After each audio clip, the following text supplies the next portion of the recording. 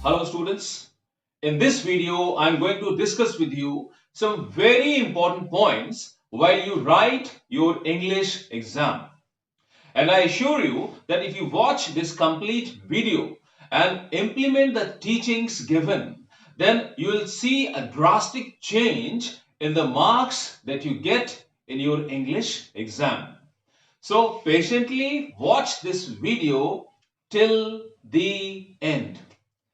And if you haven't yet subscribed to my channel, please subscribe just now. And you can find the links for all my videos in the description box below. You may be confused or surprised to see your marks. Oh, I have done everything so well. I have written everything so correctly, so precisely. Then why the teacher has cut the marks? And where have I made the mistakes? And in order to find the answers of these questions, you need to read the mind of the examiner. The examiner must feel comfortable while correcting your exam copy. Your copy should be presented in such a way that it refreshes the mind of the examiner. It should be soothing to his or her eyes. So how can you make your copy presentable and soothing to the eyes of the examiner? And for this, I want to share with you 10 very important points. Here are the answers. Number 1. Follow the sequence of the question paper in an increasing order. Suppose your question paper has 13 questions, then start with question 1, then 2, then 3, 4, 5 and move on like this, and then finally the last question, that is question number 13. Because if you answer the questions like this, it will not break the flow of the examiner, since he has an image of the marking scheme in his mind in an increasing order, from the first to the last. And the examiner will be comfortable while correcting your copy. Now, point number 2. While answering the MCQs, please do not write only the numbers like A1, B3, C2 and so on. If you just write the numbers without mentioning the complete answer, the examiner may find it difficult or uncomfortable, because the correct options for all the questions are framed in the mind of the examiner. But if the students will write only the numbers without mentioning the complete answer, the examiner will have to look into his marking scheme again and again, and that might cause discomfort for the examiner to correct the copy. So this might break his or her flow again. So write the complete answer and not just the option number. Now point number 3. Use good handwriting. Your handwriting may not be very beautiful, but still it can be neat. Let your handwriting be very clear, so that the examiner or the teacher should not have any difficulty in understanding your words. Your handwriting must be not irritating to the examiner's eyes. Let there be some gap between two words. It must be very catchy. If it is not beautiful, at least it should be neat and clean. The examiner should enjoy reading your answers because of the neatness and clarity of your handwriting. You must spend a quality time practicing making your handwriting better. Please don't irritate your examiner. Making him or her generous is purely in your hands. Now, number 4. In case of literature questions, remember to answer the questions in the tense of the question. Let's take one example from the chapter number 2, Lost Spring. The question is, what is Sahib looking for in the garbage dumps? Where is he and where has he come from? So here the question is asked in the present tense. Question asks, what is Sahib looking for in the garbage dumps? So what will be the answer for this question and in which tense Sahib is looking for or Sahib was looking for? Sahib is looking for and its tense will be what? Present tense.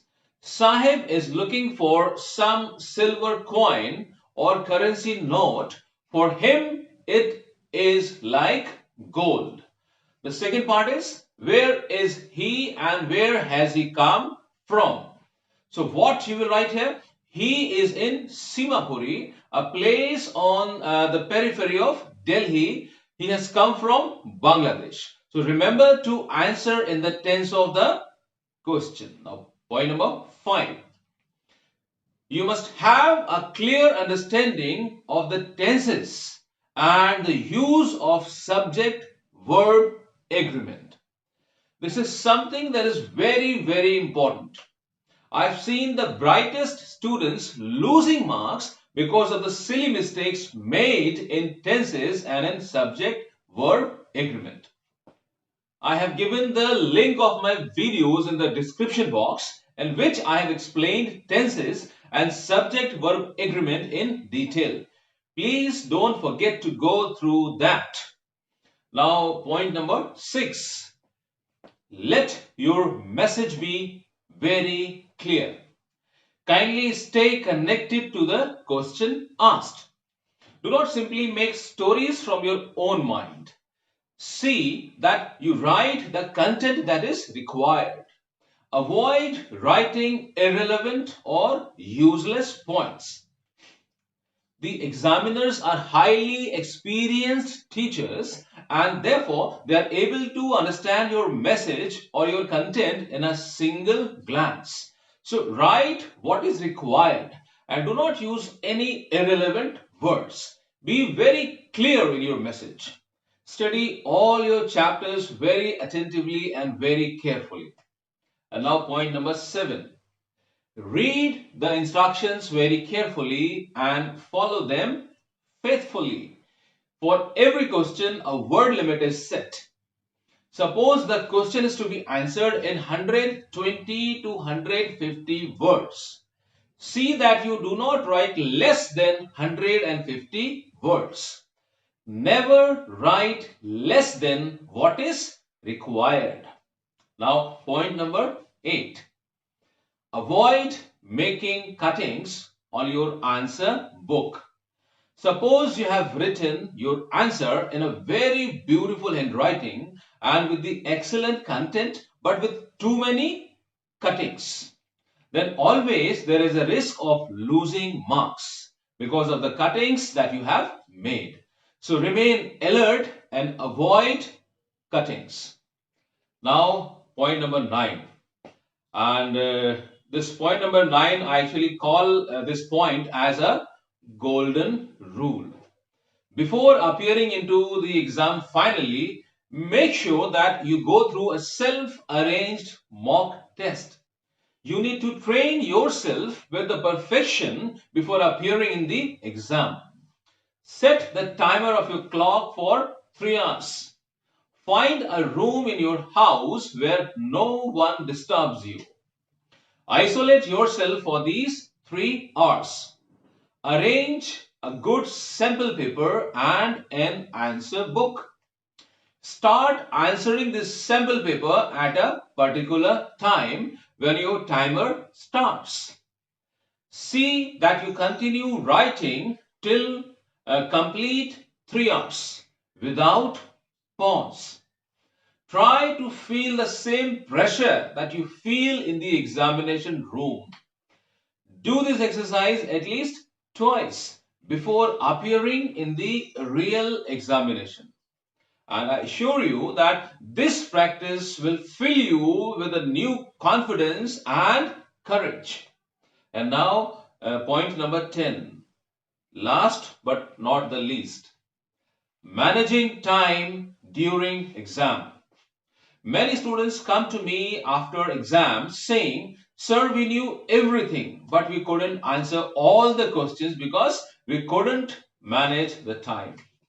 Sir, the paper was so easy, but it was so lengthy and we couldn't attempt two questions or three questions because no time left. It really sounds very painful when we know the answers, but we are not able to write because of the lack of time. So we need to be prepared for such situations. So your mock test will help you in this a lot. A rehearsal will make you ready for such a situation. Don't waste all your time in answering just a few questions. Make this strategy before exam that which question needs how much time. Divide your 3 hours in a way that all the questions get a balanced time so that you should be able to complete your exam before time comfortably. Dear students, these points are truly the wonderful points, and I assure you that you are going to excel in your exams if you follow these points seriously. All the best. Do well in your exams. God bless you.